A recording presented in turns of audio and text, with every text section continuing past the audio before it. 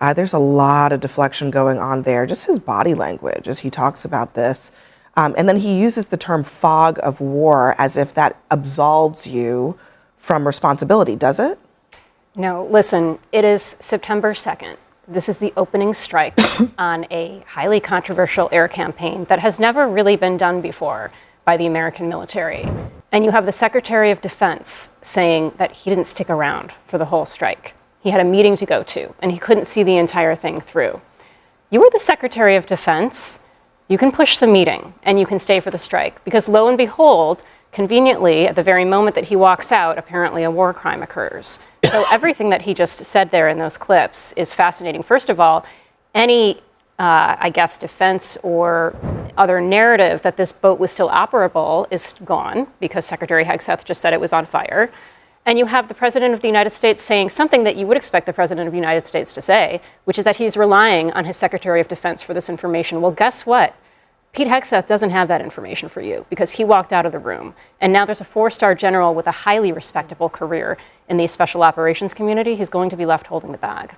Yeah, I mean, it does seem like they really are throwing him under the bus. Okay, so Trump's Department of Justice just experienced what's being called the Thursday night massacre. And honestly, the fact that this isn't completely dominating every news cycle shows you how normalized chaos has become in this administration.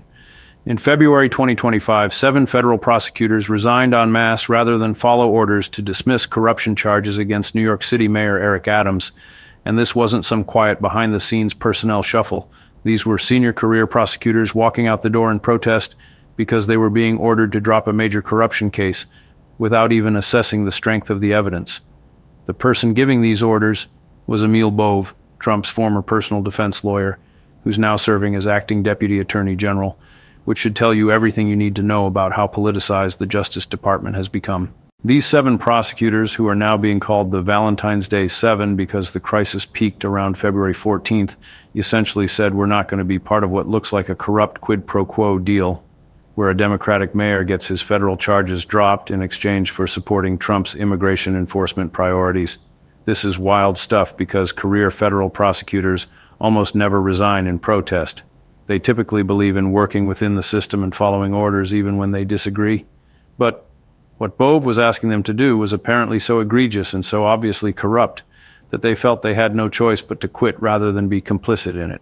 But before we go any further, real quick, let's be honest, you can't really trust mainstream media anymore. That's why we built Pump Politics, to bring you real stories, real context, and no corporate spin. If you want to stay ahead of the headlines, join our free newsletter. We'll send the news straight to your inbox every day. Just click the link in the description to join. And if you just want to support what we're doing, join us. Be part of the community that actually cares about the truth. All right, let's get back to the video. War crime, and there absolutely isn't one. So what happened was the DOJ's Office of Legal Counsel issued a classified legal opinion authorizing these U.S. military strikes.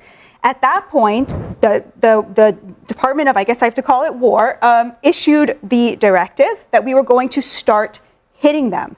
At that point, Admiral Bradley gave the order for the first strike. Pete Hegseth watched it. The boat caught fire. Now, in order to establish that a war crime happened, we have to know that the boat was completely destroyed. The military action, which was authorized by the DOJ under Article 2 powers, which Trump had. The Eric Adams situation is complicated, but the basic facts are pretty straightforward. Adams was indicted on federal corruption charges related to alleged illegal campaign contributions and inappropriate relationships with foreign nationals, specifically Turkish government officials who allegedly provided him with benefits in exchange for political favors. These weren't minor technical violations. These were serious allegations of a big city mayor being compromised by foreign influence and accepting bribes. Exactly the kind of case that the Justice Department is supposed to prosecute aggressively, regardless of the defendant's party affiliation or political connections. But then Adams, who had been critical of some Biden administration immigration policies, suddenly became very cooperative with Trump's mass deportation plans after Trump won the 2024 election. Adams started allowing federal immigration agents to conduct operations in New York City despite the city's sanctuary policies. He publicly praised Trump's approach to immigration enforcement, and he generally positioned himself as someone who could work with the Trump administration even though he's a Democrat. Almost immediately after this shift, the Trump DOJ started making moves to dismiss the federal charges against Adams. And when career prosecutors objected and pointed out that the case was strong and that dropping it would look like obvious corruption, Bove issued a memo demanding the dismissal anyway. The memo that Bove sent to prosecutors is apparently so damning that parts of it have leaked, and it's causing absolute chaos because it explicitly tells prosecutors to dismiss the Adams charges without assessing evidence strength. Think about how insane that is. The acting Deputy Attorney General of the United States is ordering federal prosecutors to drop criminal charges against a sitting mayor without even looking at whether the evidence supports those charges. That's not how the justice system is supposed to work in a country that claims to have rule of law. Prosecutors are supposed to make charging decisions based on the facts and the evidence, and they're supposed to assess the strength of their cases before deciding whether to proceed or dismiss. By ordering dismissal without that assessment, Bove was essentially admitting that this wasn't a legitimate prosecutorial decision based on the merits. It was a political decision designed to help Adams in exchange for his cooperation with Trump's priorities. Come on, when you're ordering prosecutors to not even look at the evidence before dismissing charges, you're not making a legal judgment. You're executing a political deal, and that's exactly the kind of corruption that these 7 prosecutors refused to participate in. The immediate fallout from these resignations was severe, and it's only gotten worse over time. Danielle Sassoon, who was serving as interim U.S. Attorney for the Southern District of New York, one of the most prestigious and important prosecutorial offices in the entire country, resigned on February 11th, 2025, and she didn't go quietly.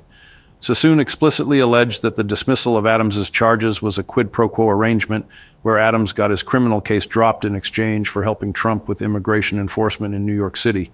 That's an incredibly serious allegation for a senior federal prosecutor to make publicly, and the fact that she was willing to stake her reputation and career on that claim tells you she believed it was true, and that she had seen evidence to support it. When the interim U.S. Attorney for one of the nation's most important districts resigns in protest and accuses the administration of corrupt quid pro quo deals, that's not just another news story. That's a constitutional crisis that should trigger congressional investigations and massive public outcry. But here's the thing that makes this even more outrageous. The Thursday night massacre wasn't a one-time event that happened, and then everything went back to normal. It was just the beginning of a much larger exodus of career DOJ officials who are leaving because they can't stomach what the Trump administration is doing to the Justice Department.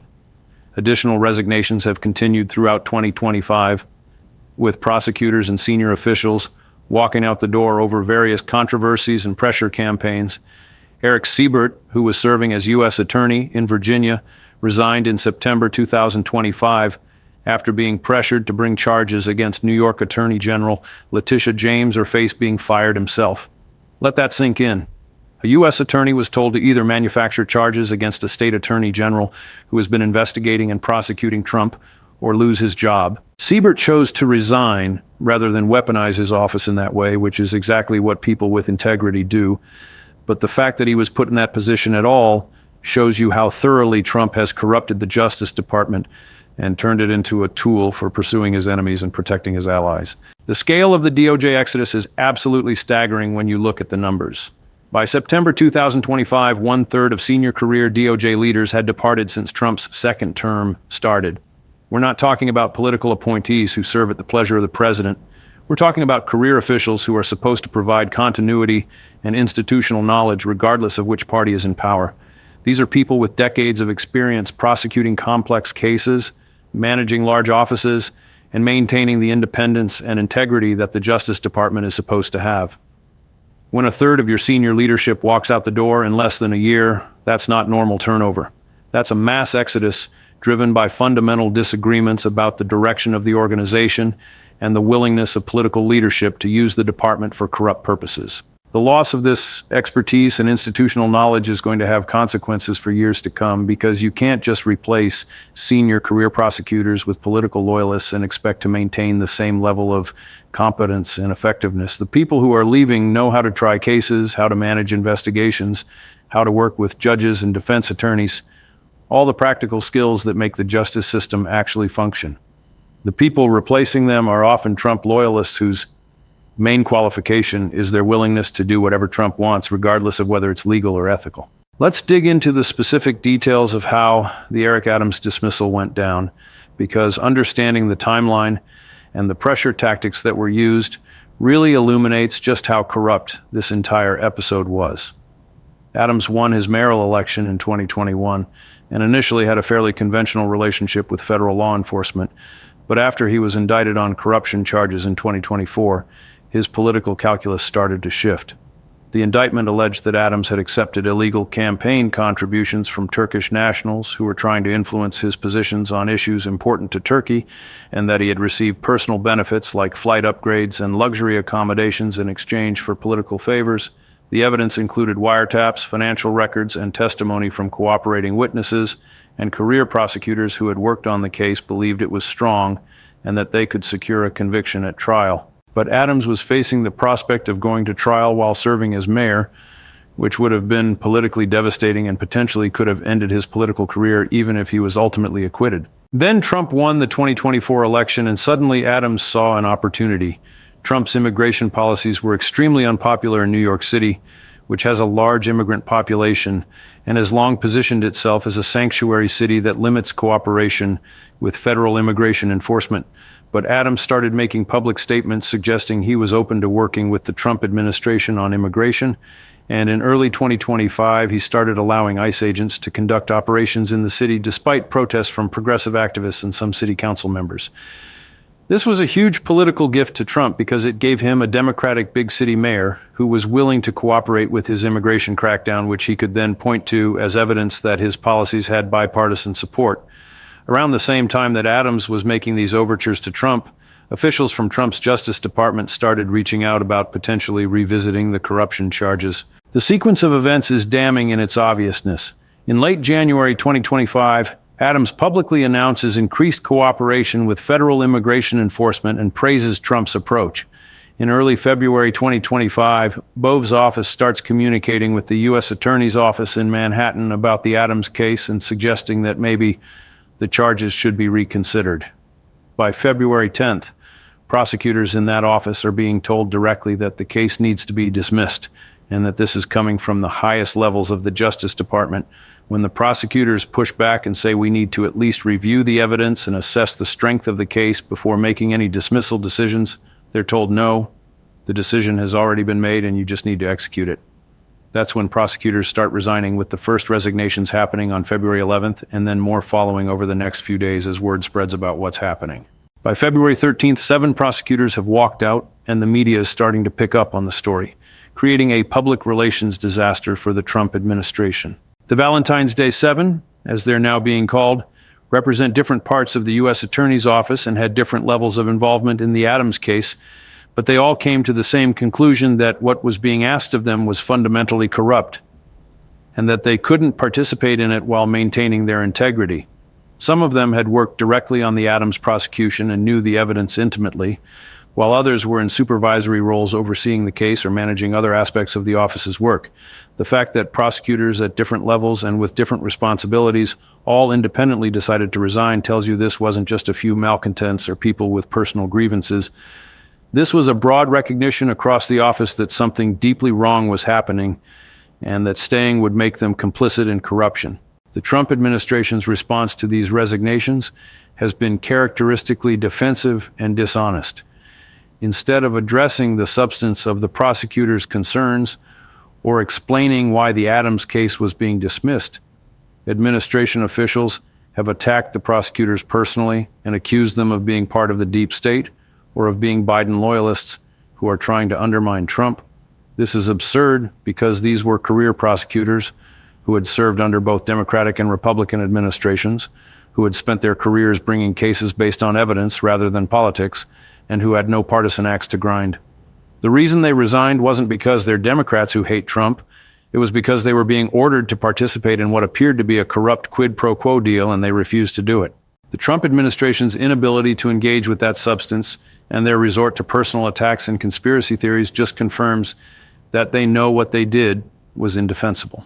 The Eric Siebert situation in Virginia adds another layer to this story because it shows the Adams dismissal wasn't an isolated incident, but rather part of a broader pattern of the Trump DOJ being weaponized for political purposes. Siebert was serving as U.S. Attorney for the Eastern District of Virginia when he started receiving pressure from Maine Justice to investigate and potentially charge Letitia James, the New York Attorney General, who has been one of Trump's most aggressive legal adversaries. James has brought multiple civil cases against Trump and his businesses, including a massive fraud case that resulted in a judgment of hundreds of millions of dollars against Trump. She's also investigated Trump's financial dealings and has been vocal in criticizing his conduct. Trump has made no secret of his desire to see James prosecuted, and according to reports, officials in the Trump DOJ told Siebert that he needed to bring charges against James or he would be fired.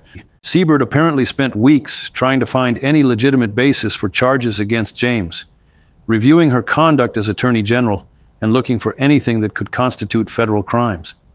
He came up empty because James, whatever you think of her politics or her investigations of Trump, appears to have operated within the law and hasn't committed any prosecutable offenses. When Siebert reported back that there was no basis for charges, he was told that wasn't acceptable and that he needed to find something or create something that could justify prosecution. Are you kidding me? That's not law enforcement. That's the Stalinist show me the man, and I'll show you the crime approach, where you start with the target and then manufacture charges to fit. Siebert refused to do that and resigned rather than abuse his office in that way.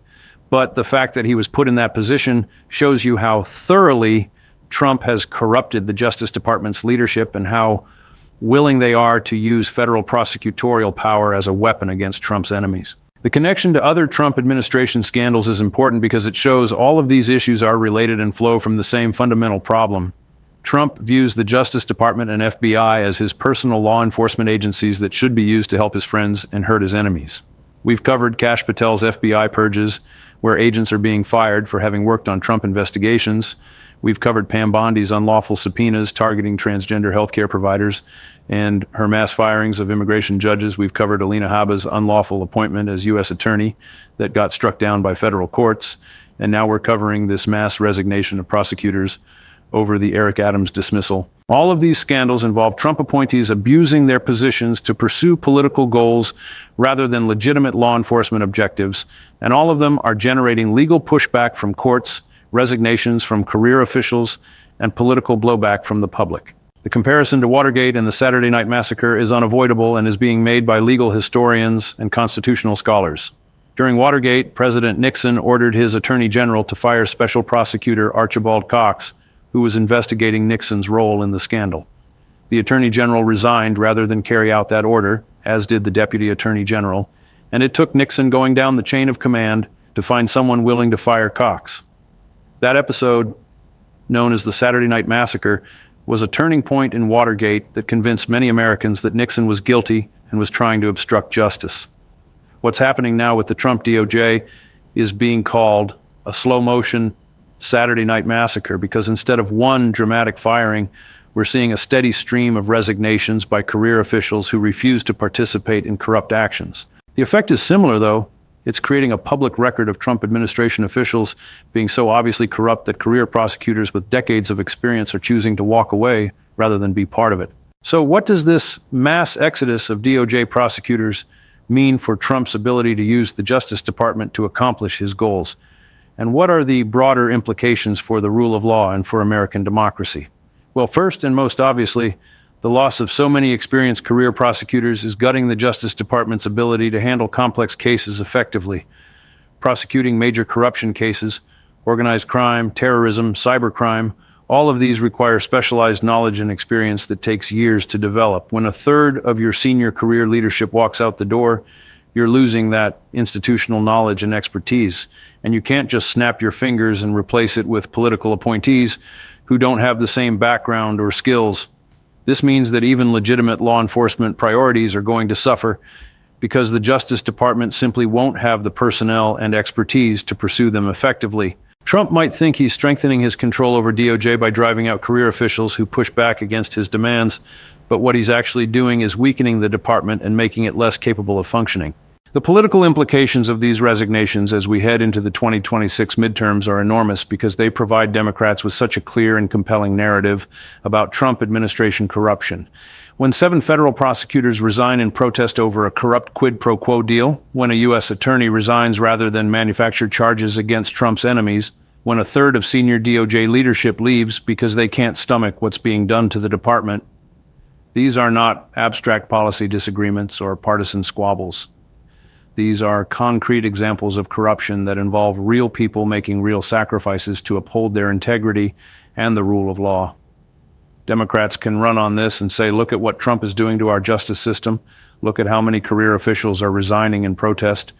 We need to take back Congress to provide oversight and accountability. That's a powerful message that resonates with voters who care about rule of law and institutional integrity. The Valentine's Day 7 are becoming folk heroes to a certain segment of the legal community and to people who are opposed to Trump's authoritarianism.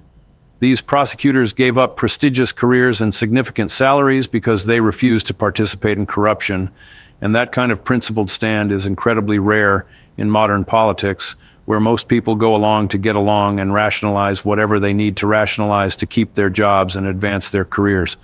The fact that these prosecutors were willing to sacrifice their positions rather than compromise their integrity sends a powerful message and provides a model for other officials who might be facing similar dilemmas. It also puts enormous pressure on the prosecutors who didn't resign, who chose to stay and carry out the orders to dismiss the Adams case. They now have to live with being seen as the people who went along with corruption rather than standing up to it. The Adams dismissal and the circumstances around it are also fueling impeachment narratives because they provide such clear evidence of Trump abusing his power as president to corruptly interfere with law enforcement for personal political gain. One of the articles of impeachment in Trump's first impeachment involved him allegedly trying to pressure Ukraine to investigate his political opponents.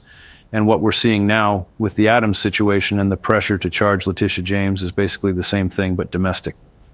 Trump is using the powers of the presidency to direct federal prosecutors to help his friends and hurt his enemies. And he's doing it so blatantly that career officials are resigning in protest and making public allegations of quid pro quo corruption. If Democrats take back the House in 2026, it's almost certain that these DOJ scandals will form the basis for new impeachment articles. And this time there will be even more evidence and more witnesses willing to testify about what they saw and what they were ordered to do. The impact on GOP moderates and on the Republican coalition more broadly is significant because these scandals make it harder for Republicans to defend Trump and maintain that he's just being unfairly persecuted by his enemies. When career prosecutors who have served under both parties are resigning and alleging corruption, that's not partisan noise. That's credible people with everything to lose making serious allegations. Moderate Republicans who might be uncomfortable with Trump's conduct, but who have been willing to give him the benefit of the doubt are getting harder to find because the evidence of abuse and corruption keeps piling up. Some GOP senators and representatives are starting to make critical statements, and while they're being careful not to go too far and trigger a primary challenge from Trump loyalists, the fact that they're speaking up at all shows that the political cost-benefit calculation is starting to shift. The MAGA base's reaction to these resignations is complicated and in some ways counterintuitive. Some hardcore Trump supporters are celebrating these departures and viewing them as evidence that Trump is successfully draining the swamp and getting rid of deep state operatives who were undermining his agenda. To these supporters, the fact that career prosecutors are resigning is a good thing because it means Trump is finally taking control of the Justice Department and making it do what he wants. But there's another segment of the MAGA base that's more sophisticated, and that understands that losing this many experienced prosecutors is actually a bad thing because it makes the DOJ less effective at pursuing the investigations into Trump's enemies that they want to see happen. These supporters are frustrated that instead of prosecuting Hillary Clinton or Hunter Biden or whoever else Trump has promised to go after, the DOJ is paralyzed by scandals and resignations and can't accomplish much of anything.